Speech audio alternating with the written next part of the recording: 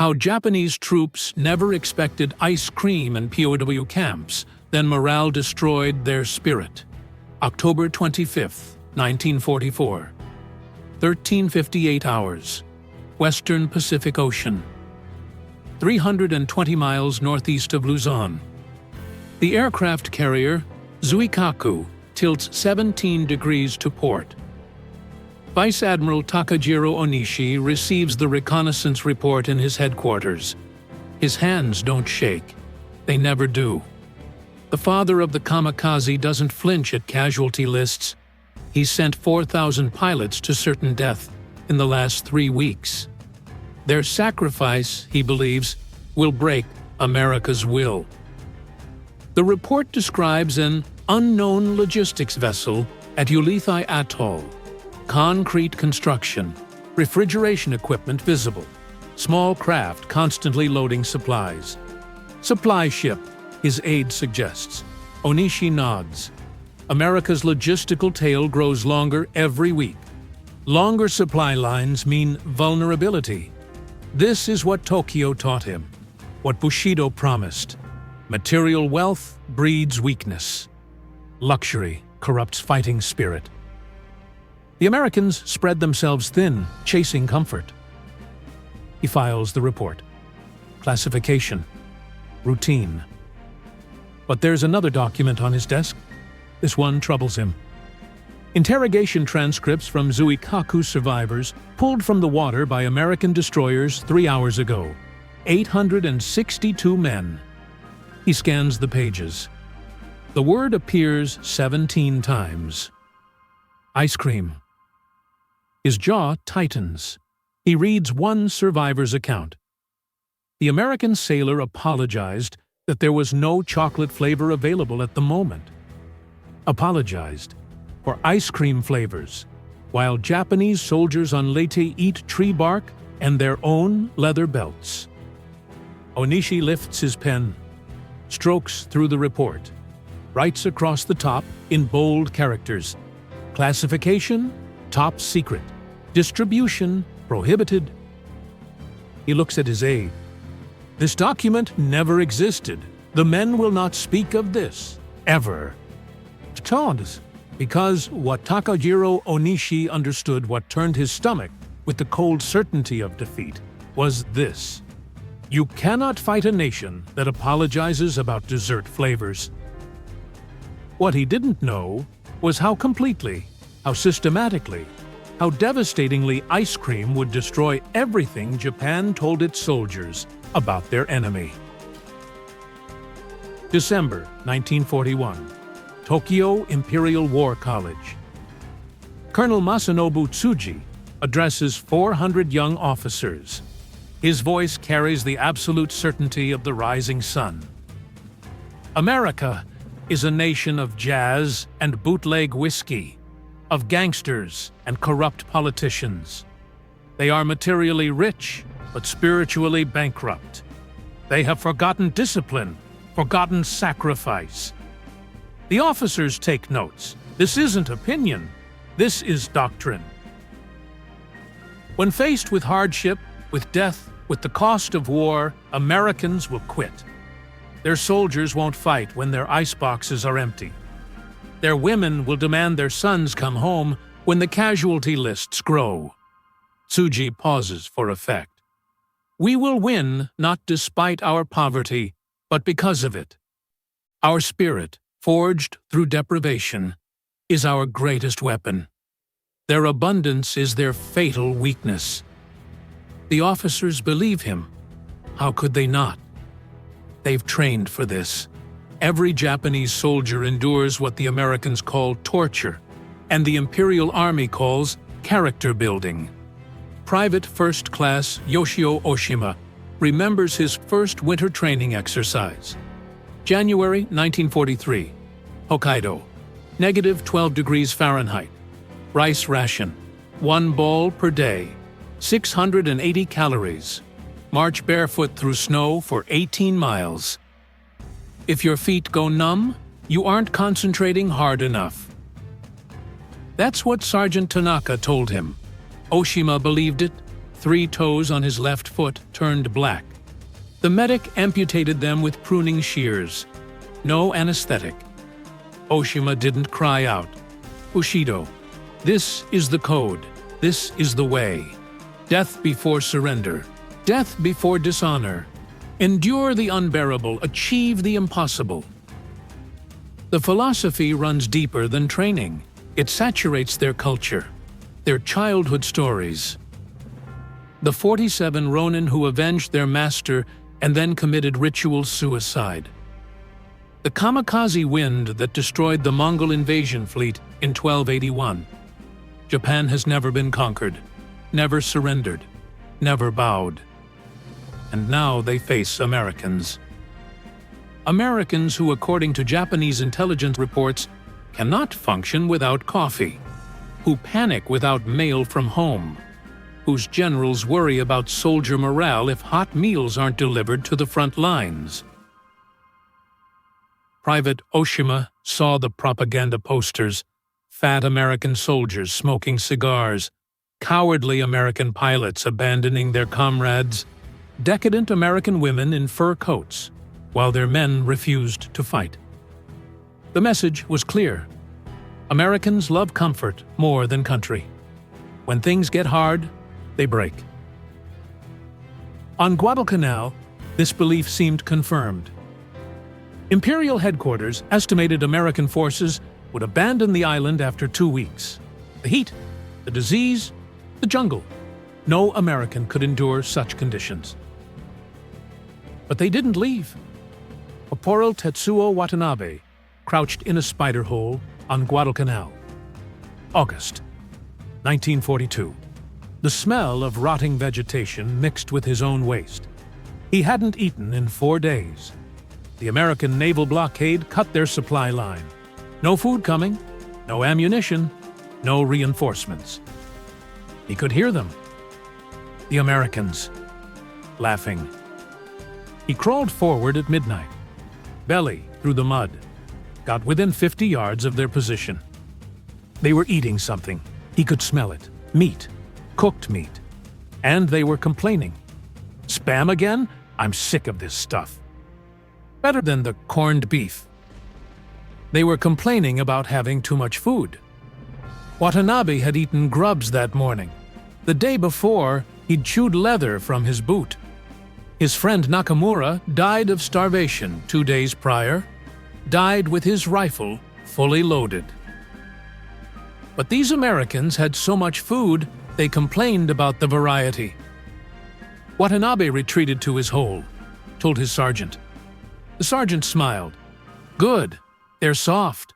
When we attack, their full bellies will slow them down. Our hunger makes us faster, sharper, deadlier. Watanabe wanted to believe that. He really did. But something nagged at him. If Americans are weak, why are they winning? The propaganda said Americans couldn't fight at night, but they had night vision equipment. The propaganda said Americans couldn't fight in the jungle, but they had flamethrowers that turned jungle into ash. The propaganda said Americans couldn't sustain logistics, but every week more ships arrived, more planes, more tanks, more food, more spam. And then there was the ice cream. Watanabe first heard about it from a Korean laborer.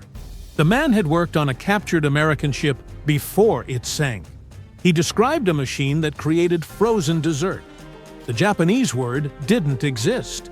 The Korean used the English, aisu kuriimu, ice cream. The sergeant laughed, called it enemy propaganda, psychological warfare. Americans couldn't possibly waste resources on frozen desserts in a combat zone. But the Korean insisted. I saw it. I tasted it. Cold, sweet, 3 flavors. The sergeant struck him across the face. Lies. The Americans are as starved as we are. They just hide it better. Except they weren't starving. And by October 1944, the truth could no longer be hidden. May 1944. Western Pacific. Japanese reconnaissance photo analysts examine images from Ulithi Atoll. The concrete barge appears in 14 separate photographs. It's 300 feet long, displaces approximately 4,000 tons. Refrigeration equipment clearly visible. Intelligence Officer Lieutenant Hiroshi Yamada compiles his report. Probable ammunition storage vessel. Refrigeration units likely for explosives. Temperature control. It made sense. Everyone knew explosives required temperature regulation. The Americans, with their obsession for safety regulations, would absolutely build refrigerated ammunition barges. The photos go into the file, marked low priority. What Lieutenant Yamada didn't know, what no Japanese intelligence officer could have imagined, was that he was looking at concrete barge number 149. Official designation BRL, barge, refrigerated, large. Unofficial designation, the ice cream barge. The United States Navy spent $1 million converting this barge into a floating ice cream factory. $1 million on ice cream. The barge carried 6 separate production lines. Each line could produce 250 gallons per shift. Working around the clock, the barge generated 1,500 gallons daily. 5 tons. Every single day. But here's what broke the Japanese strategic calculation. This wasn't the only ice cream facility. Every American ship larger than a destroyer had onboard ice cream production. Aircraft carriers made 500 gallons per day. Battleships, 300. Even submarines carried ice cream machines. The Navy maintained detailed flavor logs. Chocolate, vanilla, and strawberry were mandatory, standard, required. Additional flavors rotated by request. Butter pecan, mint chip, rocky road, maple walnut, banana, pineapple. Pineapple. American sailors at war got pineapple ice cream, while Japanese soldiers ate grass. The operational philosophy was simple. Ice cream boosts morale. Morale wins battles. Therefore, ice cream wins battles. Secretary of the Navy James Forrestal testified before Congress in 1943, "Ice cream is as important to morale as ammunition is to combat effectiveness. We will not sacrifice either." Congress authorized unlimited dairy requisitions. By 1944, the U.S. military consumed 135 million gallons of ice cream annually. That's enough to give every Japanese soldier 450 gallons each. For comparison, Japanese soldiers on Pacific Islands received average rations of 1,200 calories per day. Rice when available. Fish occasionally. Vegetables rare. American soldiers received 3,500, 4,000 calories daily. 3 hot meals, fresh meat, fresh vegetables, coffee, Coca-Cola, and ice cream. But the difference wasn't just quantity. It was philosophy. Japan's military doctrine viewed hardship as training. Deprivation built character. Suffering created warriors. America's doctrine viewed supply chain efficiency as strategy. Well-fed soldiers fight better. Comfortable soldiers fight longer. Supplied soldiers win wars. Admiral Chester Nimitz put it bluntly in a classified memo. An army marches on its stomach, but a navy steams on its ice cream. He wasn't joking. During the Battle of Midway, June 1942, the USS Lexington sustained critical damage. Fires raged across 3 decks. The order came, abandon ship. Sailors fled to lifeboats, but dozens made a detour. The ice cream bar. They scooped ice cream into their helmets as the ship listed 30 degrees. Chocolate, vanilla, strawberry. They ate it while climbing down rope ladders. Some saved it for comrades already in the lifeboats. One sailor, Petty Officer James McKinley, later wrote home, "I figured if I was going to die at sea, might as well die with ice cream in my belly." The Japanese heard this story, dismissed it as American propaganda. Obviously false. No disciplined military would tolerate such behavior.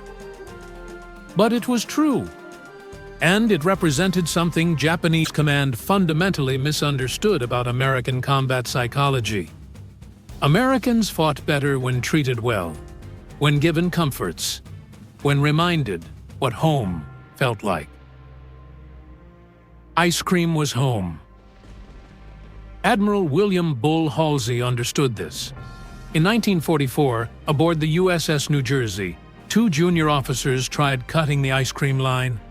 Halsey was in that line, waiting his turn like everyone else. He dressed down those officers in language that scorched paint off the bulkheads. This isn't about rank.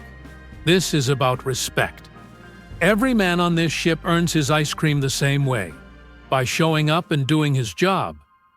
You don't get to skip ahead because of bars on your collar. The story spread fleet-wide in 48 hours. Morale skyrocketed. Because Halsey got it.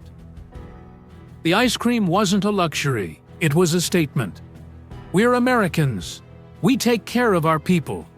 Even in the middle of the Pacific. Even during the largest naval battle in history. Even when everything around us tries to make us less human. We remain human. We keep the ice cream cold. The Japanese couldn't comprehend this philosophy. To them, it confirmed American weakness, decadence, moral bankruptcy. They were wrong, dead wrong. And in October 1944, the survivors of the Zukaku discovered exactly how wrong they were. October 25, 1944, 14 hours, Western Pacific, off Cape Engano. The carrier Zuikaku rolls to starboard. 842 men go down with her, 866 survive. Seaman First Class. Kazuo Sakamaki floats in warm water thick with oil. His life vest keeps him vertical. Barely. He can't feel his left leg. Shrapnel, probably. He doesn't look down to check. Around him, other survivors cling to debris. Some scream. Most don't. They've been trained not to scream. The American destroyer approaches. USS Wakatsuki. No, wait. His vision blurs. Can't read the hull number. Doesn't matter. They're supposed to drown themselves. Orders were clear. If captured, take your own life. Death before dishonor. Death before capture. Sakamaki tries. He opens his mouth underwater. Tries to inhale. His body won't cooperate. The survival instinct overrides Bushido. His lungs force him to surface, gasping. Shame floods him. He can't even die properly. American sailors throw rope ladders over the side. They're shouting something. English. Sakamaki doesn't understand the words, but the gestures are clear. Come aboard. He expects them to shoot the survivors. That's what Japanese naval protocol dictated for enemy sailors. No resources wasted on prisoners. But they're hauling men from the water. Gently. Sakamaki lets them pull him up. He collapses on the deck. An American medic kneels beside him. Young, maybe 20. He cuts away Sakamaki's torn uniform, examines the leg wound, says something in English. Sounds almost apologetic. The medic injects something into Sakamaki's arm. The pain recedes. He's never felt morphine before. The Imperial Navy didn't waste such supplies on enlisted men. They wrap him in a blanket. A blanket. Enemy sailors pulled him from the water, gave him medicine, and wrapped him in a blanket. He must be hallucinating. The Americans move him below deck, into a compartment. It smells clean, antiseptic. Nothing like the Zuikaku's lower decks, which reeked of oil, sweat, and mold. They lay him on a cot. A cot. Not the steel deck, not a hammock. A canvas cot with a pillow. Sakamaki closes his eyes. This is a dream. Or he's dead. Or both. Someone shakes him awake. An hour has passed, maybe 2. Time feels liquid. An American sailor stands there, young, freckled face. He holds a tray. On the tray, a bowl of soup, crackers, a cup of water, and something else. A small paper cup filled with something white, frozen. The American smiles, points to the frozen cup, says a word, ice cream. Sakamaki stares.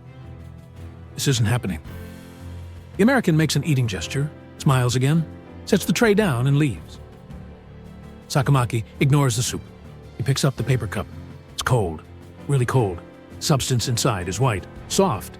He touches it with one finger. It melts slightly. He brings the finger to his mouth. Sweet, impossibly sweet. Creamy, cold, nothing he's ever tasted before.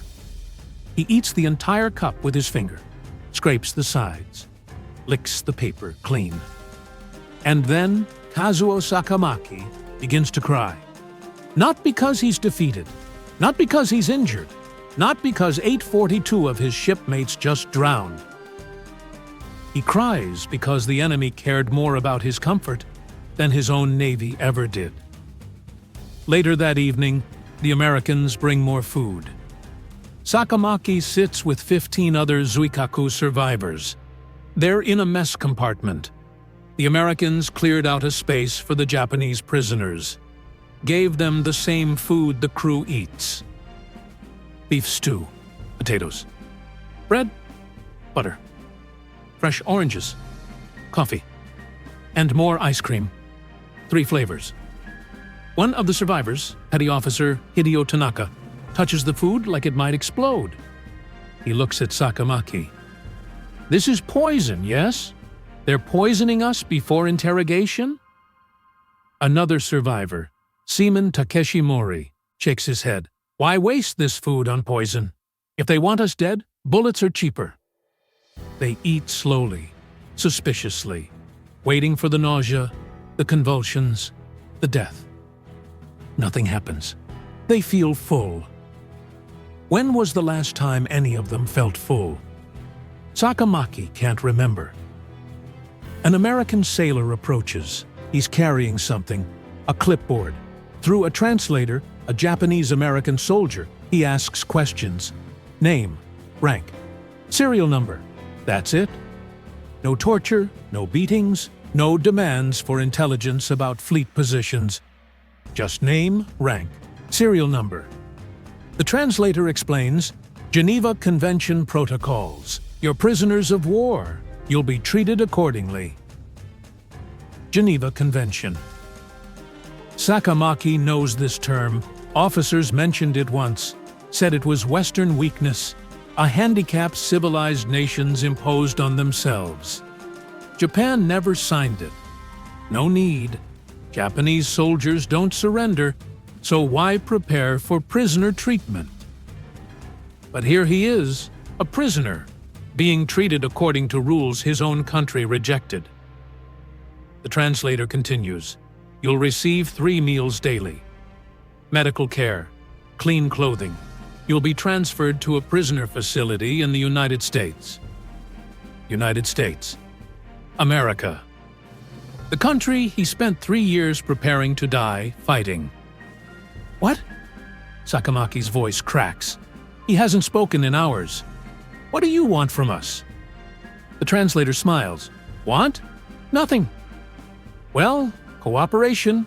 Follow the rules. Don't try to escape. You'll be fine. That's all? That's all.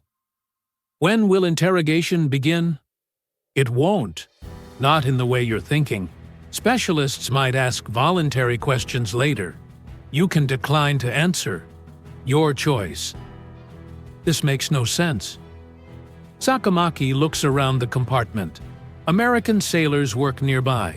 Maintenance, cleaning, normal ship operations. They glance at the Japanese prisoners occasionally. No hatred in their eyes, just curiosity. One sailor waves, actually waves, like greeting neighbors. Another sailor brings more food. The same American from before. Freckled face. He points to the ice cream, says something the translator interprets. He apologizes. They only have vanilla and strawberry right now. The chocolate ran out this morning. Apologizes for insufficient ice cream variety. Petty Officer Tanaka sets down his spoon, looks at Sakamaki. We lost, didn't we? Not just this battle. The war, we already lost? Sakamaki nods slowly. But we were told. I know what we were told, Sakamaki interrupts. We were told Americans were weak, undisciplined, morally corrupt, unable to sustain hardship. He holds up the ice cream cup. Does this look like weakness? They bring ice cream to combat zones. They apologize about flavors. They have so much they can afford to be generous to enemies who wanted to kill them an hour ago.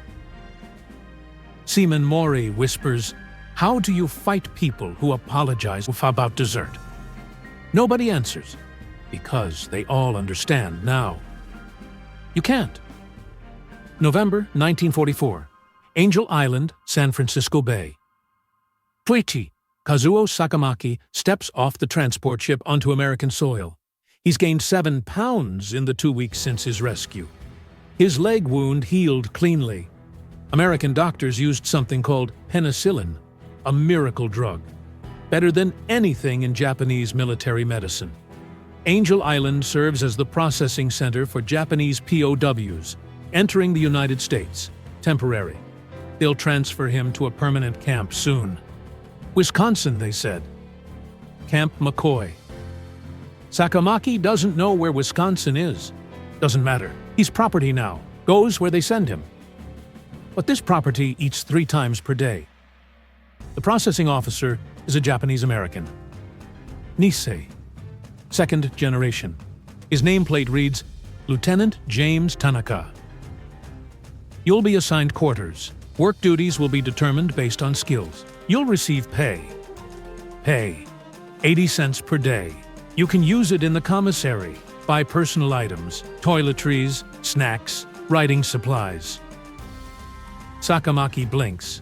You're paying us? Geneva Convention requires it. Prisoner wages. That term again. Lieutenant Tanaka continues. You'll also receive mail privileges. You can write home. Outgoing letters are reviewed for security purposes, but nothing will be censored unless it contains military intelligence. Write home. Tell his mother he's alive. Sakamaki's throat tightens. Any questions?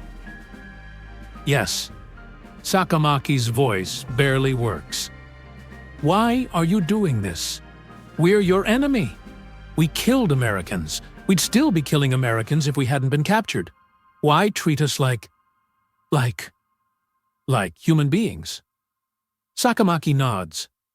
Lieutenant Tanaka leans back. His expression shifts. Something harder enters his eyes. My parents were born in Japan.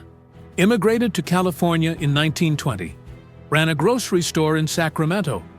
After Pearl Harbor, the government put them in an internment camp. American citizens, locked up because of their ancestry. He pauses. I joined the army to prove loyalty, to prove we're Americans, not the enemy. But you know what I learned? The way we treat prisoners says nothing about them. It says everything about us. Sakamaki doesn't respond. Can't respond. Lieutenant Tanaka stamps the paperwork. Welcome to America. Try not to gain too much weight. Camp McCoy. Wisconsin. January 1945. The largest Japanese POW ROM feed facility in the continental United States. Nearly 3,000 Japanese prisoners, plus 3,000 Germans and 500 Italians in separate compounds.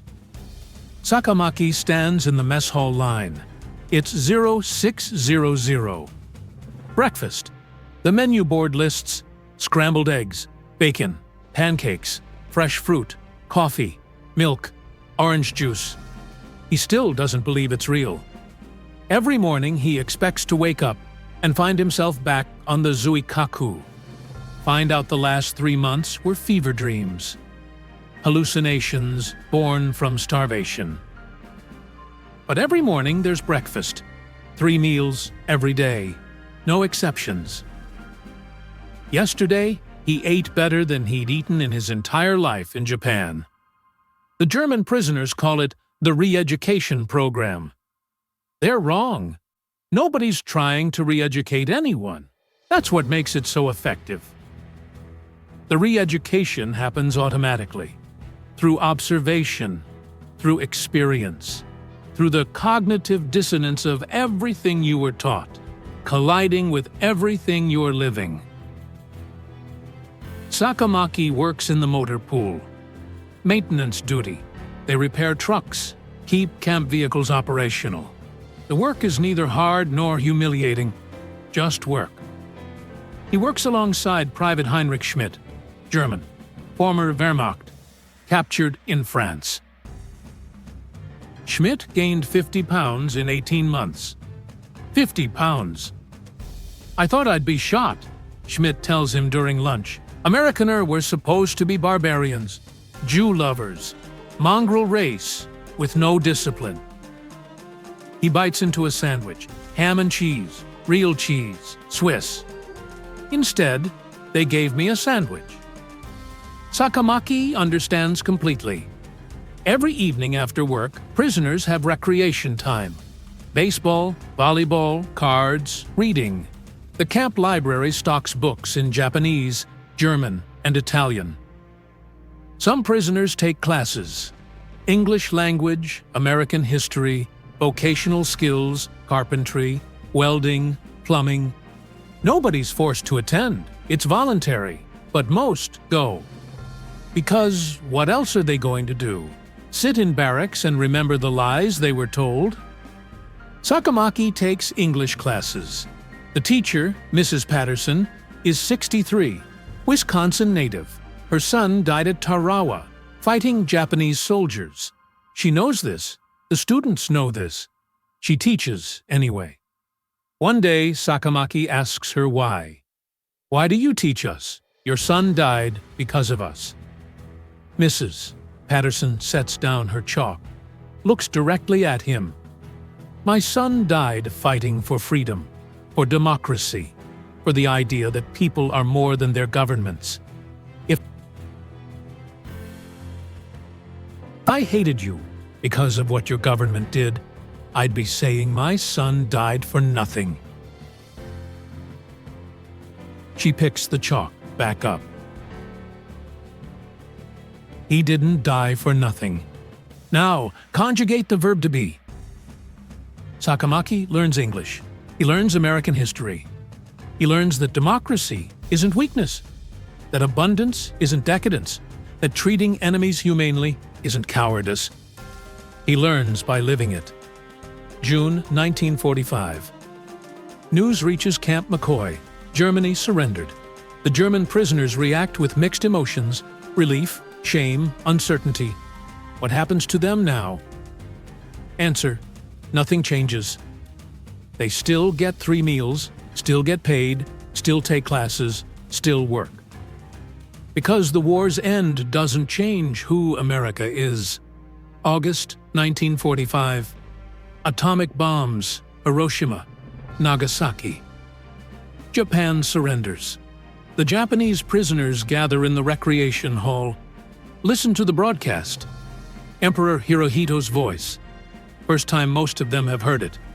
The divine voice sounds tired, defeated, human. Some prisoners weep, others feel relief. Sakamaki feels nothing. He processed this months ago. Japan lost the moment they attacked Pearl Harbor. They just didn't know it yet. He knew it the moment an American sailor apologized about ice cream flavors. After the broadcast, Sergeant Watanabe, The same sergeant from Guadalcanal who said American abundance made them weak approaches Sakamaki. "We were wrong about everything." Sakamaki nods. "The propaganda, the training, the philosophy, all of it. Wrong." Watanabe gestures around the camp. The recreation hall, the library, the sports fields, the mess hall where dinner is already being prepared. "How do we go home and explain this? How do we tell them we were treated better as prisoners than as soldiers? That the enemy we were taught to hate showed us more dignity than our own officers?" Sakamaki doesn't answer, because there is no answer. Some truths can't be explained, only experienced. Act 6, The Legacy, 2800-3000. March 1946, San Francisco Port. Repatriation ships wait to carry Japanese prisoners back to Japan. The war's been over 7 months. Time to go home. Kazuo Sakamaki stands on the dock. His duffel bag contains clothing, personal items, and $147.50. His earnings from work duty. Lieutenant Tanaka processes the departure papers. "Good luck," he says. "Japan will need people who understand both cultures." Sakamaki bows. "Thank you for everything." "Thank me by remembering." Sakamaki boards the ship, finds a spot on deck, watches America recede. He spent 18 months in enemy captivity, ate better, lived better, learned more. He gained 32 pounds, lost all his illusions. The ship carries 847 former prisoners. Most gained weight. Most learned English. Most took vocational courses. They were supposed to be humiliated, broken, shamed. Instead, they were fed, educated, treated with dignity. It was the most devastating psychological warfare imaginable. The ice cream didn't destroy Japanese morale through deprivation. It destroyed it through abundance. By proving everything they'd been taught was a lie. The Americans weren't weak because they valued comfort. They were strong enough to maintain comfort, even in combat zones, even for enemies.